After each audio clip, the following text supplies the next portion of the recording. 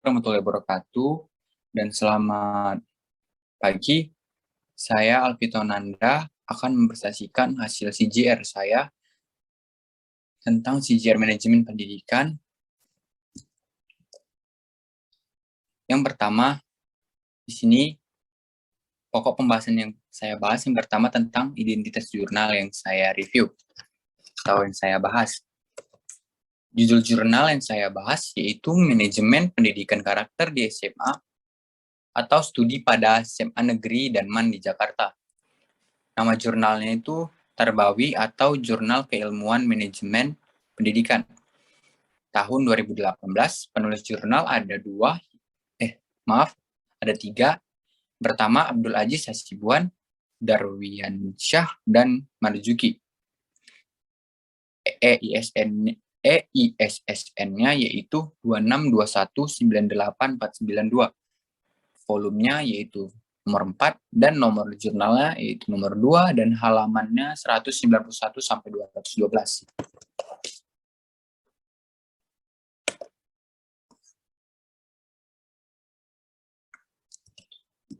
Baik, di sini saya pokok pembahasan kedua yaitu tentang ringkasan isi jurnal yang saya review. Yang pertama, abstrak. Tujuan penelitian dari jurnal itu mengetahui hubungan perilaku dan akhlak siswa terhadap prestasi belajar siswa serta hubungan manajemen pendidikan karakter terhadap perilaku dan akhlak siswa. Yang kedua, subjek penelitiannya itu para siswa, dan asesmen data artikel ini menggunakan pendekatan kualitatif. Kata kunci manajemen pendidikan karakter, sekolah madrasah, prestasi belajar siswa. Pendahuluan.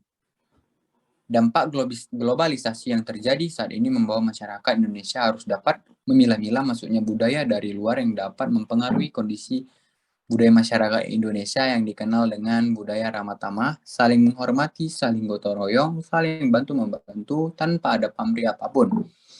Namun, sekarang ini potret budaya bangsa ini sudah mulai luntur, kemungkinan karena pengaruh dari globalisasi. Metode penelitiannya yaitu desain penelitian ini akan dilaksanakan dengan metode penelitian kuantitatif. Desain kuantitatif digunakan untuk mendapatkan gambaran yang jelas, mean, median, mode, dan standar deviasi. Ulasan juga akan menentukan perbandingan dari saling hubungan antara variabel manajemen pendidikan karakter X, perilaku dan akhlak pelajar Y, dan variabel prestasi belajar pelajar Z. Maka, statistik ini inferensi yang digunakan ialah analisis, korelasi, dan teknik regresi sederhana untuk menjawab pertanyaan penelitian. Hasil penelitiannya yaitu yang pertama, pengaruh perilaku dan akhlak siswa terhadap prestasi belajar siswa. Hipotesis yang diajukan dalam penelitian ini menyatakan bahwa perilaku dan akhlak siswa Y memiliki pengaruh terhadap prestasi siswa Z. Untuk mengetahui pengaruh perilaku dan akhlak siswa terhadap prestasi belajar siswa digunakan analisis regresi dan korelasi.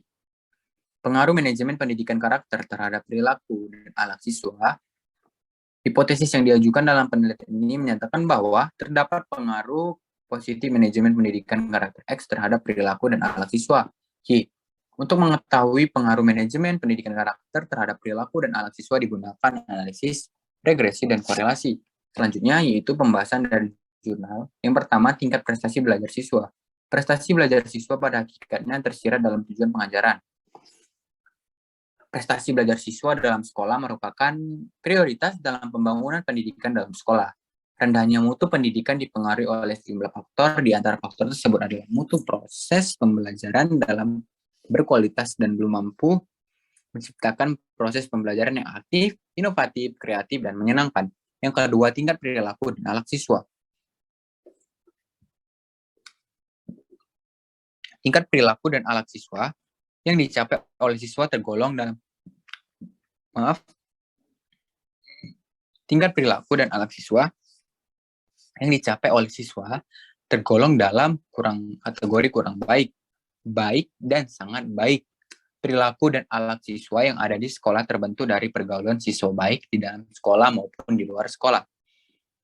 Yang ketiga, tingkat manajemen pendidikan karakter. Tingkat manajemen pendidikan karakter termasuk dalam kategori kurang baik, baik, dan sangat baik. Perbedaan jawaban siswa terhadap tingkat manajemen pendidikan karakter dapat dilihat dari kemampuan dan kedisiplinan siswa dalam proses pembelajaran di sekolah. Kesimpulan dari jurnal ini, perilaku dan akhlak siswa memiliki pengaruh positif dan signifikan terhadap prestasi belajar siswa. Dengan demikian, perilaku dan akhlak siswa memberikan sumbangan terhadap peningkatan prestasi belajar siswa. Peningkatan terhadap perilaku dan akhlak siswa, peningkatan terhadap perilaku dan akhlak siswa akan diikuti dengan peningkatan prestasi belajar siswa. Dengan demikian, perilaku dan akhlak siswa di sekolah menjadi peramal tinggi rendahnya prestasi belajar bagi siswa. Manajemen pendidikan karakter memiliki pengaruh positif dan signifikan terhadap perilaku dan akhlak siswa. Dengan demikian, manajemen pendidikan karakter memberikan sumbangan terhadap peningkatan perilaku dan akhlak siswa. Peningkatan terhadap manajemen pendidikan karakter akan diikuti dengan peningkatan perilaku dan akhlak siswa. Dengan demikian, manajemen pendidikan karakter menjadi peramal tingginya rendahnya perilaku dan akhlak siswa. Baik, pembahasan selanjutnya yaitu pembahasan isi jurnal yang saya review. Pembahasan isi jurnalnya itu, menurut jurnal dijelaskan bahwa pendidikan karakter merupakan penanaman karakter ke dalam diri seseorang. Penanaman karakter ke dalam diri seorang peserta belajar. Penanaman karakter tersebut dilaksanakan dalam proses pembelajaran sebagai bentuk upaya perbaikan dan peningkatan kualitas pendidikan. Menurut Bukhari, pendidikan karakter bertujuan untuk meningkatkan mutu proses dan hasil pendidikan di sekolah yang mengarah pada pencapaian pembentukan karakter akhlak mulia peserta didik secara utuh, terpadu, dan seimbang. Sesuai standar kompetensi lulusan, standar kompetensi kelompok mata pelajaran, serta standar kompetensi dan kompetensi dasar mata pelajaran.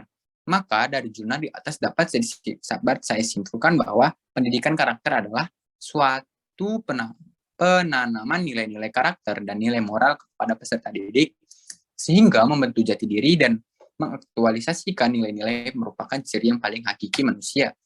Selanjutnya ada kelebihan dan kekurangan jurnal yang saya review. Kelebihan jurnal. Ditinjau dari aspek kelengkapan sistematika jurnal, jurnal ini sudah lengkap mulai dari abstrak, pendahuluan, metode penelitian, hasil pembahasan, dan kesimpulan. Yang kedua, kajian teori dirangkum berdasarkan referensi Kemendiknas, sehingga tujuannya sangat nyata dan mudah dalam implementasiannya. Yang ketiga, referensi yang digunakan sangat banyak sehingga mendukung dalam tujuan tulisan ini. Dan yang terakhir, penelitian ini menggabungkan kualitatif dan kuantitatif sehingga tidak hanya berdasarkan data tetapi didukung dengan kajian teori. Selanjutnya, kelemahan jurnal, penyajian tabel kurang rapi sehingga tampilan atau tulisan tidak terbaca. Yang kedua, penyajian gambar juga kurang rapi atau perlu perbaikan. Yang ketiga, kajian teori dirangkum berdasarkan referensi Kemendiknas sehingga tujuannya sangat nyata dan mudah dalam implementasiannya. Yang keempat, referensi yang digunakan sangat banyak sehingga mendukung dalam tujuan tulisan ini. Dan yang terakhir, penelitian ini menggabungkan kualitatif dan kuantitatif sehingga tidak hanya berdasarkan data tetapi didukung dengan kajian teori. Baik, sekian hasil presentasi tentang CJR saya. Lebih dan kurang, saya mohon maaf karena di sini saya masih tak belajar. Wabillahi taufiq wal hidayah. Wassalamualaikum warahmatullahi wabarakatuh dan selamat pagi.